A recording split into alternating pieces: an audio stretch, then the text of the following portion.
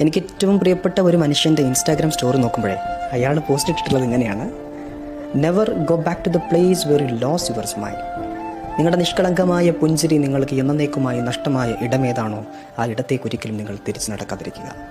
നിങ്ങളുടെ കണ്ണിലെ ഏറ്റവും സുന്ദരമായ പ്രതീക്ഷയുടെ തിളക്കം അണഞ്ഞു പോയത് ഏത് മനുഷ്യൻ്റെ കൂടെയാണോ അങ്ങോട്ടേക്ക് ഒരിക്കലും പിന്നീട് പോവാതിരിക്കുക. ഞാനിതിങ്ങനെ ആലോചിക്കുമ്പോഴേ നമ്മളൊന്ന് ആലോചിക്കുക, നമുക്ക് ഏറ്റവും പ്രിയപ്പെട്ട മനുഷ്യരിൽ നിന്ന് എന്നേക്കുമായി ഇനി വരില്ല എന്ന ഒരു ഡിസിഷൻ എടുത്ത് നമ്മൾ ഇറങ്ങണമെങ്കിൽ എത്രയധികം ആ ഒരു പ്ലേസിൽ നിന്ന് നമ്മൾ വേദനിച്ചിട്ടുണ്ടാവണം.